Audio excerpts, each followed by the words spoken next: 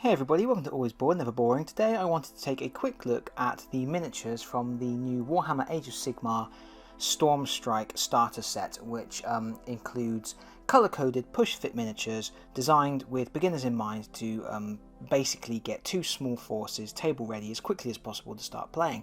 So before filming I've assembled the miniatures. It took a couple of hours and I have to say they went together really well. They went together much better than the miniatures from the Soul Wars box.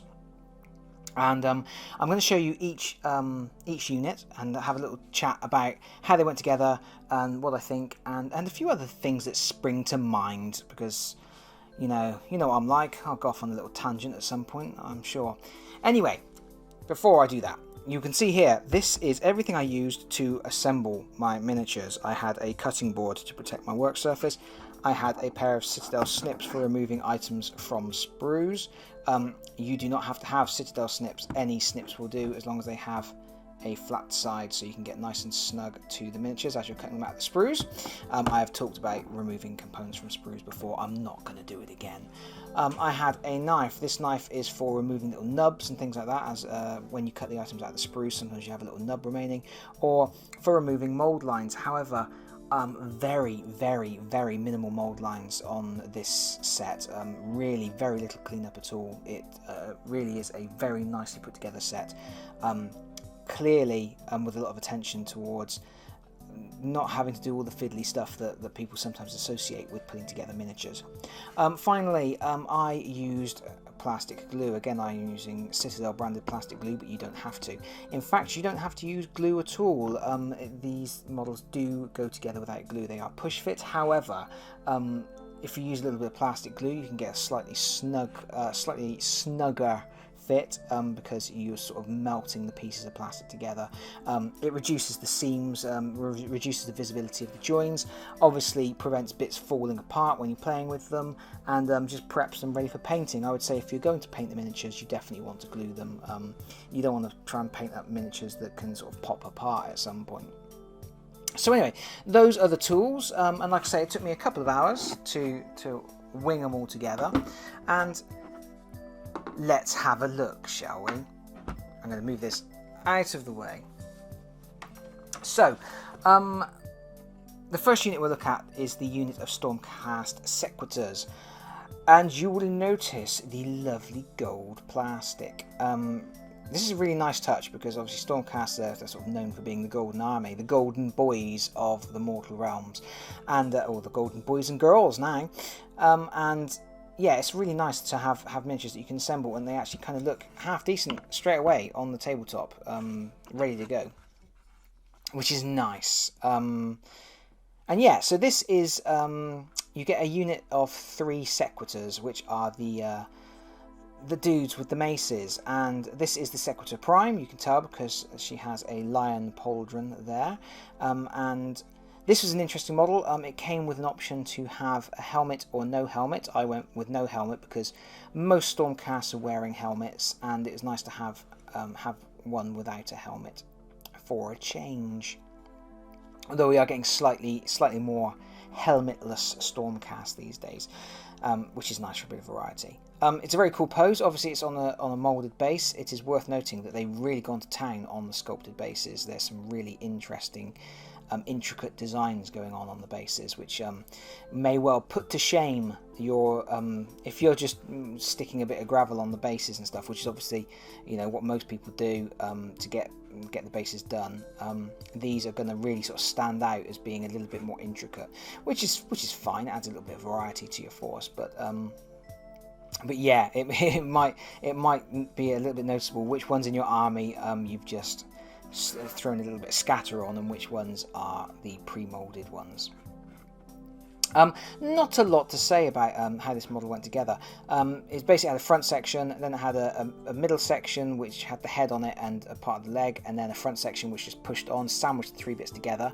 It actually split the pauldron into 3 sections, and as a result it's very difficult to see. They kind of worked the seams into the designs. You can just see a seam there, but really nicely done, and the other seam is kind of right up under the mace here, so it's very difficult to actually see any join, which is very, very good. And it's a really nice miniature. It's sort of stoic, surveying the battlefield pose, which I like a lot. It's nice to see something a little bit different to sort of holding the shield, battle ready, launching into battle type poses that you see quite often. It's nice to have the occasional one which is more sort of a beginning of the fight, sort of surveying the army and seeing what trouble is about to befall everybody. It's a good miniature. I like it a lot. So this is the Prime, and the unit comes with this chap with the single-handed mace. Really, really nice model. And what I will say about these is that you get 3 very different looking models or all of the models in each of the units are very different looking. With the miniatures in Soul Wars, you get quite a lot of similar-ish looking poses. I mean, all 5 of the glaivewraiths that come in Soul Wars are all sort of swirling forwards and sticking their spears out ready to stab people up. All of the sort of sequiturs are in lunging type poses, and more so you also get duplicates. Like in the sequitur unit, you get 2 identical male Stormcast with single-handed maces, you get 2 identical female Stormcasts with single-handed maces, and you get 2 identical male Stormcasts with double-handed maces. So it's nice to see this is a unit of 3 with completely different stances and poses, and nice to see how they've used the design of the base to add extra sort of movement, an extra dynamic pose, sort of stepping down as he goes into the lunge. This one went together really nicely. The really cool thing is the seam. I don't know if that's going to come out on camera, but the seam is a zigzag seam that goes around the design on the pauldron. So rather than just sort of splitting the design in half, it's gone around the edge of the design, so it's worked the seam into the design, which is really, really good. And the seam on the other side is also nice and tight, went together really well. The worst thing about this model is that the shield is just pushes onto a plug on the back of the hand. It just goes bump in, and that was quite a loose fit. Obviously now I've glued it, so it's nice and tight now. But if you're just pushing it on, it's going to be a bit wibbly. Other than that, very nice model. And again, it was back section, middle section, front section squished together. The Stormcast sandwich, which is quite a standard for these push fit models. And then we've got the double-handed guy. And again, this was sort of stepping down off of some steps, which is very cool. Nice chunky model. Again, this one, it had 2 seams on this pauldron, but one went round one side of the Christmas tree, and one went round the other side of the Christmas tree. Obviously, it's not a Christmas tree; it's actually like the hammer of the mace with the lightning bolts, but it looks a little bit like a Christmas tree.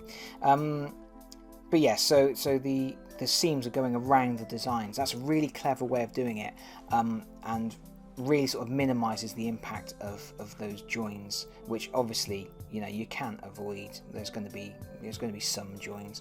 I mean, this one you can see there's a join all the way down here. Might need a little bit of filling before painting on that one, especially as just here it didn't clip very nicely.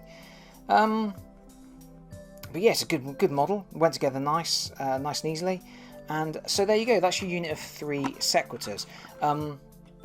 Like I say, the only options you had with the kit, they are easy build. You don't normally get options in the easy build kits, but you could build the Prime with a helmet.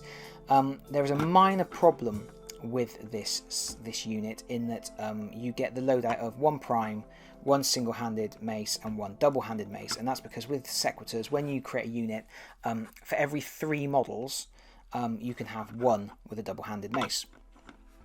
So that's what they give you. The problem with that is if you try to add these into your unit from Soul Wars, you've already got a Prime in Soul Wars, and so therefore you wouldn't have enough you wouldn't have enough single-handed mace guys to be able to have the extra double-handed mace, unless you used one of your single-handed mace primes as a proxy for a regular unit.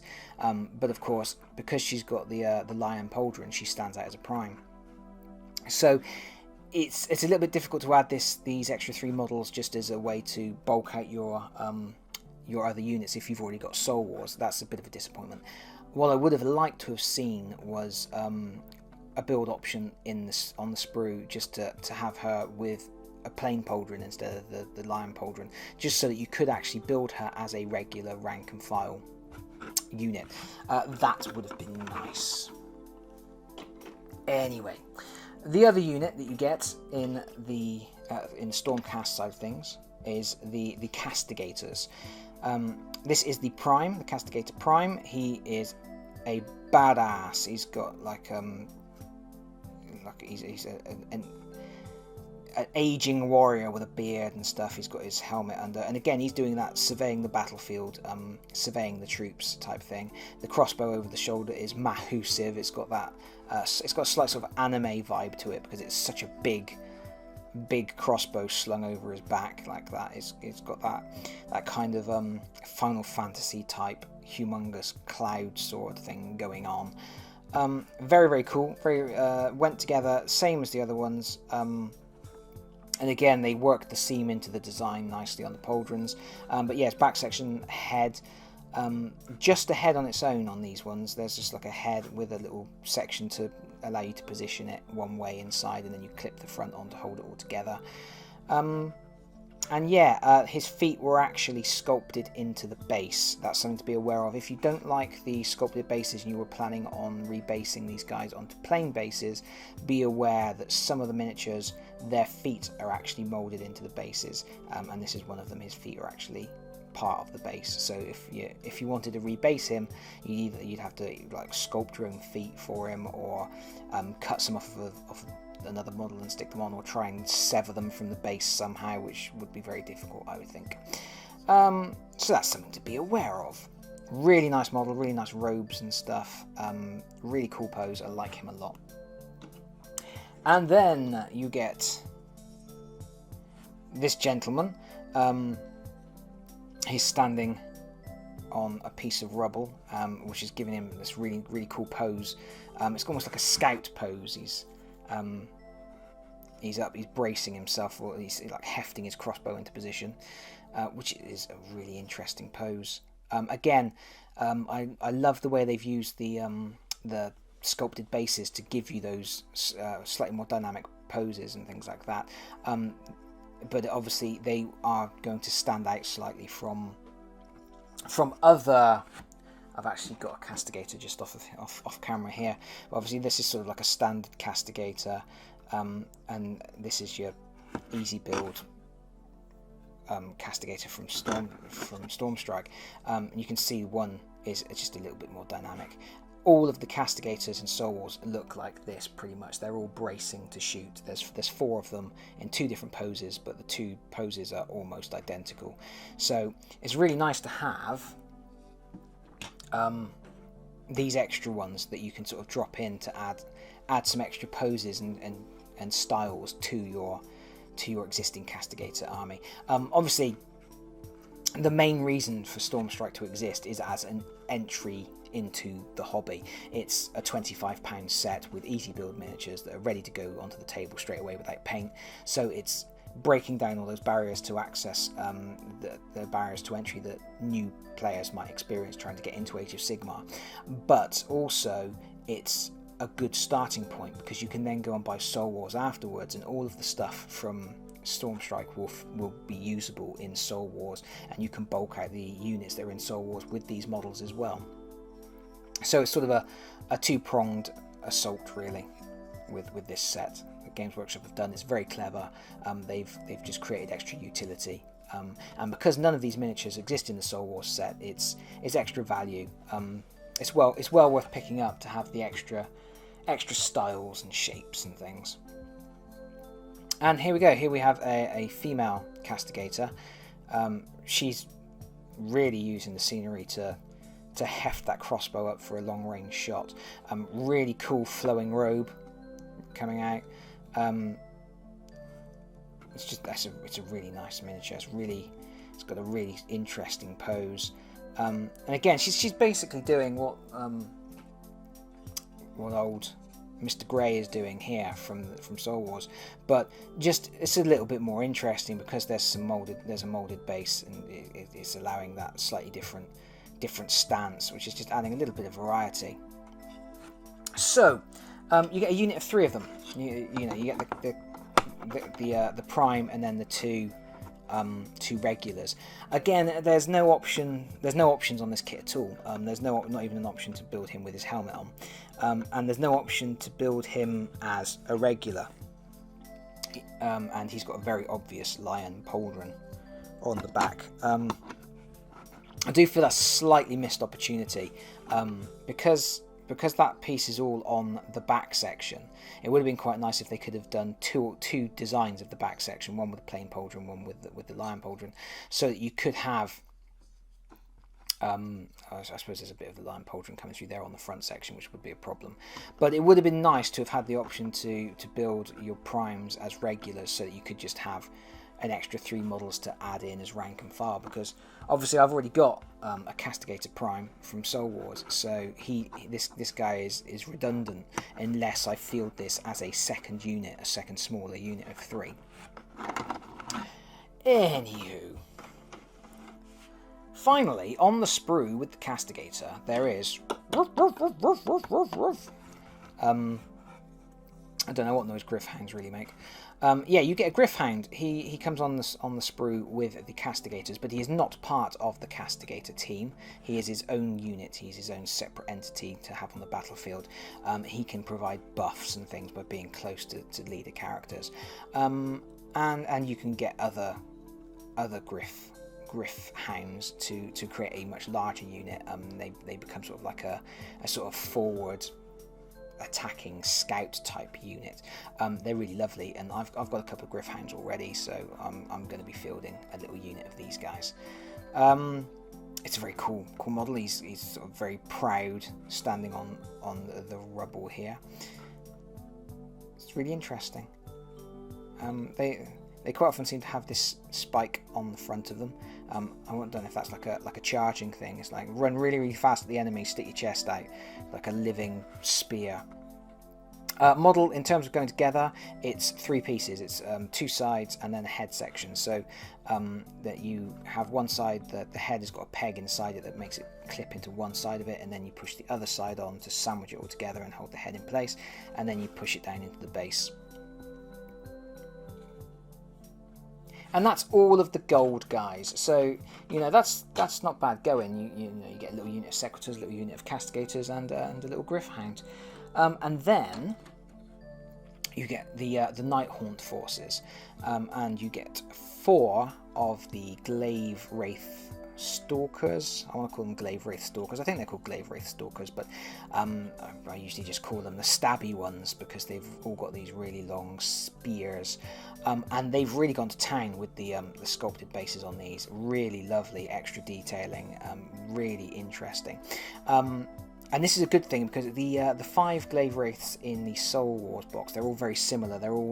They all just have a. I'll grab another one from this set. This is basically your standard glaivewraith pose, floating forwards, spear out.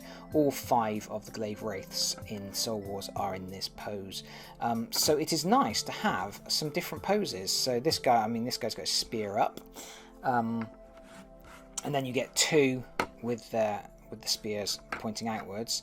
And then you get a final one that you can build with a spear pointing outwards if you want to, or you can build him with a drum. Because when you put together a unit of glaivewraiths, we will have a proper look at these again in a moment, but I'm going off on a tangent. When you put together a unit of glaivewraiths, you can upgrade one of them to be a drummer to get a bonus. But there is no drummer in the Soul Wars box set, and to the best of my knowledge, at the moment, the only way to get a glaivewraith drummer is in this kit, which you can either buy individually for £10 or you can buy as part of the Stormstrike starter set. And as that's the only way you can get a drummer, and every unit of glaivewraiths has the option to have one drummer, I would definitely make sure you build this one with the drum rather than building it with the spear. When you look in the instruction manual, it clearly indicates that one of them has an option. There's a little logo, a little symbol in the instructions, which is like 3 shields. That whenever you see that symbol, it means you've got an option, you've got a choice. Make sure you look at the options available and choose the one that's best for you. And I would always go for the drum, because unless you're buying loads of these kits, obviously, just to make a massive unit. But because there's no other way to get that drummer, you definitely want to make sure you don't want to cock this one up, build him with a spear, and then regret it later on. Anyway, the bases, you can see the bases are absolutely lovely. They've got this wrought ironwork, they've got roses. A lot of the Nighthaunt stuff has now got this sort of rose motif. It's very gothic, and it's very lovely. All of the Nighthaunt stuff is absolutely beautiful. The floating cloaks, the ectoplasm, the swirling mist, the bent and buckled iron railings, the roses and thorns, and everything about them, just absolutely brilliant. And these models go together really nicely, really easily. They're just 2 parts that push together. So you get a seam down the back, which most of my seams got sort of moulded out with glue. But you might need to do a little bit of filler with some liquid green stuff, and then they push onto the base. Occasionally you get an extra bit of base element which comes on separately, like this one had a separate piece that just clipped onto the front, just for an extra bit of detailing on that fence. So you get, like I say, you get 4 of these, and they all build the same, just 2 halves clipped together. This one, you can see he went together so well, you can barely see a join. In fact, this one didn't join down the back. That's why you can't see a join. Look at me. This one, actually, the join goes down here and then down behind the arm, which is even better, because it becomes where there would obviously be a join, because it's down inside the arm section. And it allowed to have this sort of bit where the tendrils are going through this cage and out the other side, so it looks like he's actually drifted through the railings, which is really nifty. And I like this one particularly because he's got his stabber pointing upwards, and like I say, normally the glaivewraiths have got them in the forward position. This one, again, 2 pieces, plump, and then on the base it's got a really cool gravestone with the rose motif, but it had an extra gravestone that you stick on, which has got a bird on it, a little birdie, which is really nifty. Just a really lovely model. I mean, not lovely in the way that, you know, if you were out walking one night through the graveyard, you wouldn't want to see that drifting towards you. You'd be in for a bad time. You'd probably be able to tell instantly that he doesn't want to be friends. But as a miniature for your collection, lovely. So you can say that about most things from Games Workshop, really. As a miniature, it's lovely, but you probably wouldn't want to see one in real life. And then this guy, he is the least interesting of the 4, because he is very much like the ones that you get in Soul Wars. Not that they're not interesting. I mean, they're all interesting. It's a really interesting design. It's really cool. But I just mean in terms of the pose, you've seen it before.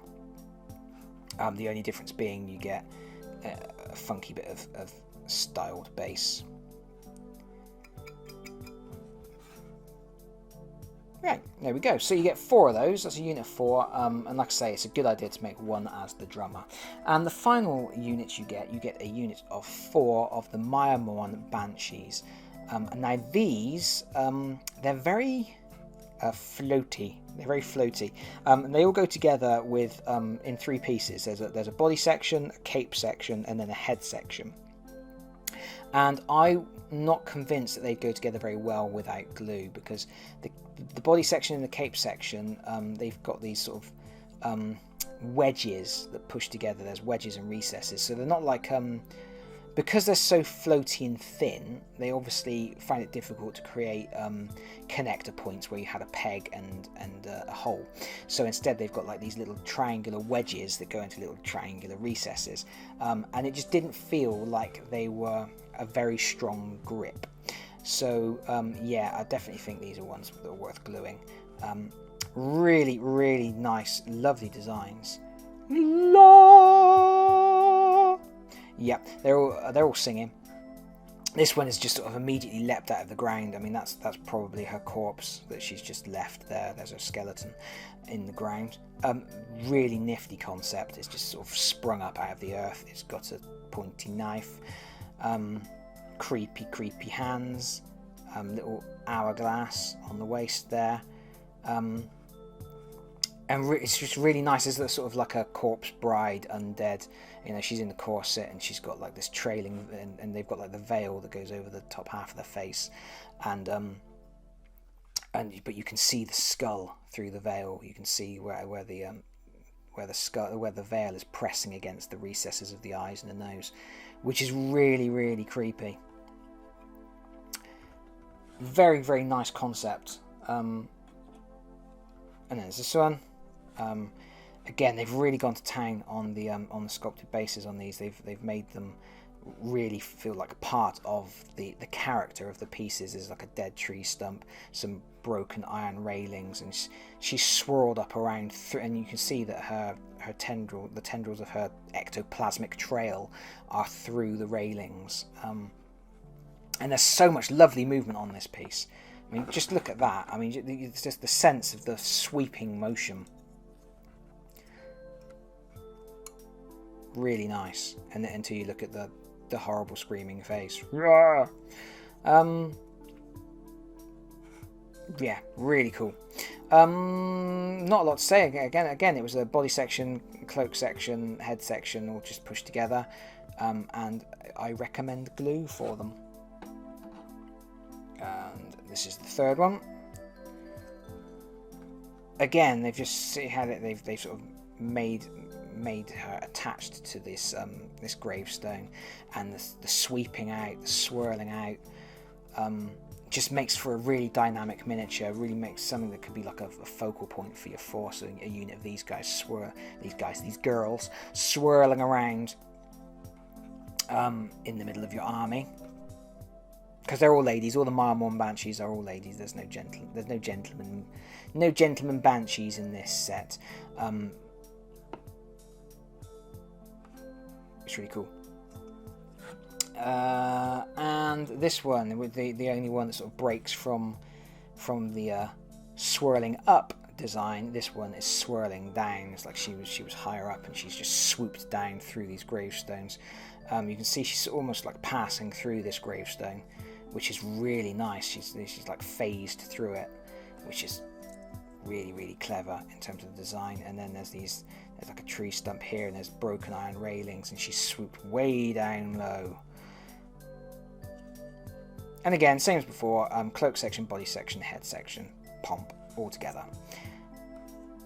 And there you go. So that's it. I would say that of everything in this set, the Myrmourn banshees are my favourites.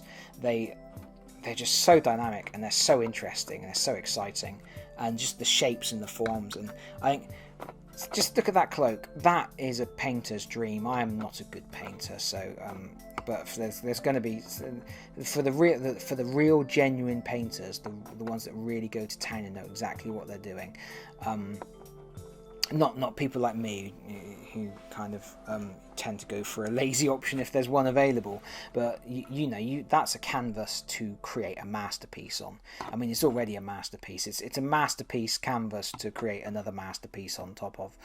I don't know what I'm saying anymore. I'm talking gibberish. I hope you understand what I mean. It is, that's a long flowing cape that you can really do something special with. And speaking of special, I would say this is a very special set of miniatures. They all go together really nicely. The sculpted bases really do add something extra. They've managed to incorporate those sculpted bases into the feel of the character, into the nature of the character. They've really helped to emphasize a certain feeling, a certain sense of time and place with these creatures, which is really, really lovely. And having just those extra different designs that aren't in the Soul Wars set, you can obviously these Myrmourn, they're not in Soul Wars at all. It's the only unit of the, well, apart from the griff-hound. So the griff-hound and the Myrmourn are sort of not available in Soul Wars. So it's the Stormstrike box set is a really good way to get 2 extra types of unit that you don't have access to if you've only got Soul Wars. And just for these Myrmourn banshees alone, it's well worth having some of these, I would say. If you're building a Nighthaunt army, you're already into that aesthetic of the sweeping, flowing, curving lines, the sense of the ethereal movement, and the Myrmourn really do capture that very, very well indeed. So yeah, good miniatures. A good starting point in its own right. I mean, if you've just got this, you get 2 units of Nighthaunts, 2 units of Stormcast plus the griff-hound, making the 3rd unit, which is enough to kind of have a little bit of a skirmish. I'm going to be doing some videos working through the this Stormstrike box set comes with tutorial missions. I'm going to play through those tutorial missions. I'll probably play through them with my daughter, as I did with the Warhammer 40k First Strike box set, or no, Fear box set, sorry. So I'm really looking forward to doing that, and yeah, lovely miniatures. And really, I guess that's all I've got to say for now.